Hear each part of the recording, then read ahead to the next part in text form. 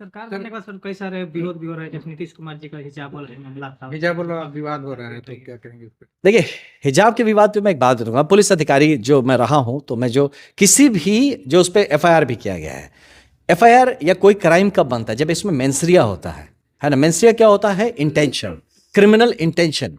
तो उसमें क्या क्रिमिनल इंटेंशन है ना। तो बात का अगर किसी भी बात को हम बतंगड़ बनाना चाहें, जो मुद्दों से हटाना चाहें बात को, है ना। यूनिफॉर्म सिविल कोड की बात हो रही है, क्यों ना हो यूनिफॉर्म सिविल कोड। जब यूनिफॉर्म सिविल कोड आ जाएगा तो ये सब चीजें फिर नहीं भाई। हम किसी बात, देखिए, लेकिन किसी का धर्म है, मानता हूं, किसी का मतलब होता है, दिल है, व्यथित हो सकता है, तो उस बातों को उस अकॉर्डिंगली मुझे लगता है उसको डील करना चाहिए। लेकिन ये मुद्दा, उसके अलावा बड़े बड़े मुद्दे उसको छोड़ के इस मुद्दे को अगर बनाया जाए, यही विपक्ष की राजनीति यही रही है। जो आप देखेंगे तो पहले भी उनके पास मुद्दा नहीं होता था, यही सब होता था, आज भी वो वही कर रहे हैं। तो क्या कहीं भी जैसे इनवाइट जो है ऑर्गेनाइज किया जा रहा है इवेंट, तो उसमें रुका है क्या? आपको देखिए, क्या देना चाहिए? देखिए, पर्सनल मानना है कि सार्वजनिक, जब हम सार्वजनिक जगहों पे जाने का बात करते हैं, तो जो प्राइवेसी है, जो आप कितना प्राइवेट होना है आपको, है ना, उस बात का कहीं ना कहीं यूनिफॉर्म सिविल कोड को इसीलिए हम सपोर्ट करते हैं बॉस।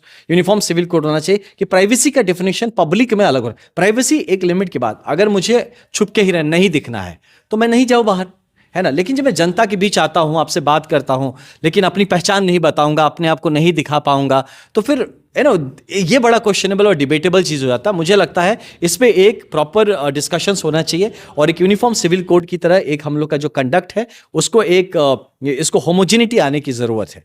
तो चाहे बुरखा हो, चाहे घूंघट हो, मुझे लगता है दोनों ही चीज़ को रिव्यू करने की ज़रूरत है। जीतन मांझी का जो एक बयान है, वो जो है काफी वायरल हो रहा है। उसको लेकर राजनीतिक गलियारे में भी खलबली मची कि 1700 वोट से प्रत्याशी आ रहे थे 2020 में, और उन्होंने फोन करके और डीएम से बात करके विश्वास दिया। नहीं, देखिए, हाँ, ये मुझे लगता है कि अब उन्होंने बताया तो उसका क्लैरिफिकेशन वो बेहतर दे पाएंगे, क्योंकि मुझे ये संज्ञान में नहीं है कि क्या है नहीं है। लेकिन मेरा मानना है कि बहुत बार वो बहुत बड़े हैं, मुझे उन पे बयान नहीं देना चाहिए।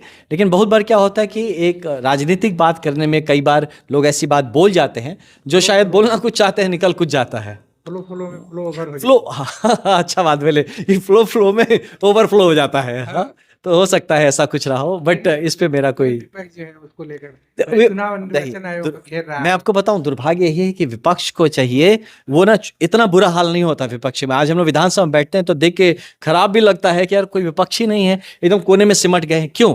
क्योंकि उन्होंने जनता के टॉपिक ही नहीं उठाए, जनता की बात नहीं की। आज भी जब जनता उनसे ये चाहती है कि मुद्दों पे बात की जाए, टॉपिक्स पे बात की जाए, जनता की असुविधाओं पे बात की जाए, वो छोड़ के अभी भी यही टॉपिक्स लेके चल रहे हैं, तो दुर्भाग्य है उनका कि वो जनता के उम्मीदों पे खरे नहीं उतर पा रहे। विपक्ष ये भी कह रहा है कि जीतन राम मांझी जो है भ्रष्टाचार का फोट है अपनी ही पार्टी के।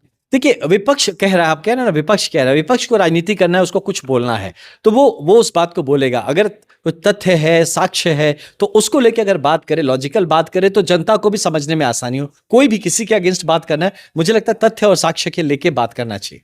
अभी एक अधिकारी रहे सर, क्या जो जिस अभिषेक जो डीएम के नाम ले रहे थे, पूरा में भी कार्यरत थे, क्या उनको भी आके मीडिया में सफाई देने की जरूरत? नहीं, कोई जरूरत नहीं, बिल्कुल कोई जरूरत, यहाँ किसी को कोई सफाई, मुझे भी सफाई देने की जरूरत नहीं है।